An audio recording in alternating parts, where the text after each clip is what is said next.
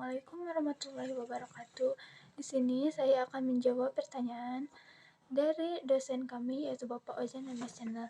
Di mana pertanyaan tersebut adalah sejarah akuntansi dunia, sejarah perkembangan akuntansi di Indonesia, sebutkan dan jelaskan bidang keilmuan dan lapangan pekerjaan akuntansi.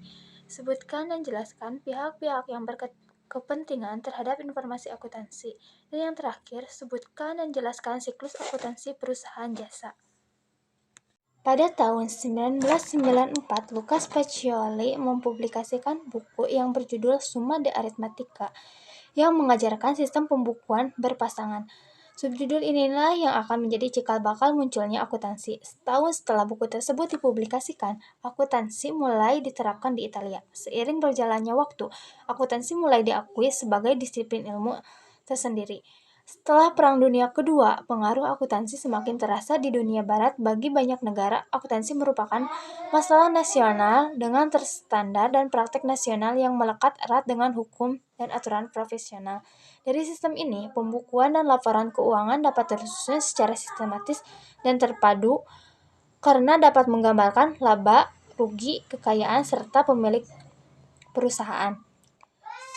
Selanjutnya, sistem akuntansi diberi nama sesuai dengan nama orang yang menggambarkannya atau dari nama negara masing-masing. Sejarah perkembangan akuntansi di Indonesia. Ilmu akuntansi di Indonesia muncul pertama kali pada abad 1642 yang dimana pada saat itu masyarakat tradisional telah mengenal pencatatan keuangan termasuk perhitungan laba rugi. Kemampuan ini dibawa oleh pedagang luar negeri yang memang menjual barang dagangannya di Indonesia. Negara yang dianggap pertama kali mengenal konsep akuntansi adalah negara Belanda, Spanyol, dan Portugis. Sejak saat itu, teori dan ilmu akuntansi mulai berkembang di Indonesia. Bahkan pada tahun 1952, banyak perguruan tinggi mulai memberikan pengajaran kepada mahasiswa, yang mana pada saat itu masih satu universitas saja yang mengajarkan, yaitu Universitas Indonesia. Pada tanggal 17 Oktober 1957, Ikatan Akuntansi Indonesia atau resmi didirikan di Aula Universitas Indonesia untuk mendukung dan membimbing perkembangan akuntansi serta mempertinggi mutu pendidikan akuntansi. Keilmuan dan lapangan pekerjaan akuntansi. Yang pertama, akuntansi keuangan atau financial accounting. Bidang ini berkaitan dengan akuntansi yaitu unit ekonomi secara keseluruhan. Akuntansi keuangan berhubungan dengan pelaporan keuangan untuk pihak-pihak luar perusahaan. Kemudian, akuntansi pemeriksaan atau auditing. Dilaksanakan kegiatan pemeriksaan terhadap hasil pencatatan dan laporan dalam keuangan. Yang ketiga, akuntansi biaya atau cost accounting merupakan bidang akuntansi yang mencatat dan menghitung serta menganalisis sebuah data biaya pada suatu perusahaan industri dalam usaha menentukan besarnya harga pokok produksi suatu barang atau produk. Akuntansi perpajakan adalah akuntansi yang kegiatan berhubungan dengan penentuan objek pajak yang menjadi beban perusahaan serta perhitungannya untuk kepentingan penyusunan laporan pajak. Oleh karena itu, akuntansi yang bekerja dalam bidang ini harus mengetahui benar-benar tentang undang-undang perpajakan yang berlaku. Pihak yang berkepentingan terhadap informasi akuntansi yaitu pemimpin perusahaan untuk mengetahui perkembangan dan kondisi perusahaan.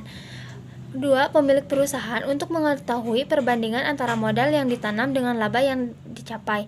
3. Kreditor untuk menilai sehat atau tidaknya kondisi keuangan.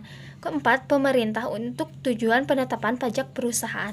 Yang kelima, karyawan untuk mengetahui perkembangan atau kemajuan perusahaan yang berhubungan dengan kelangsungan dan kenaikan gajinya.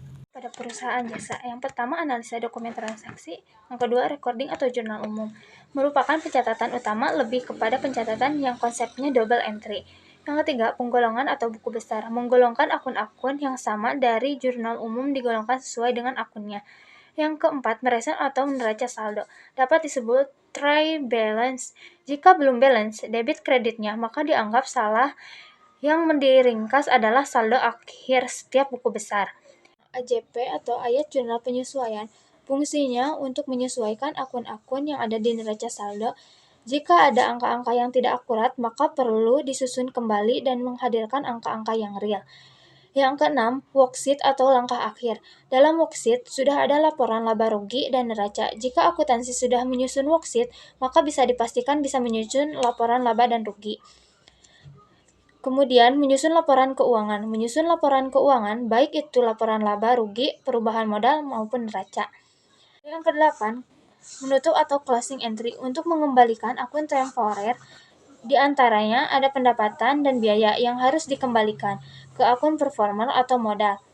Filosofinya, dari rumus dasar akuntansi, harta sama dengan utang ditambah modal, sehingga tidak ada pendapatan, tidak ada biaya.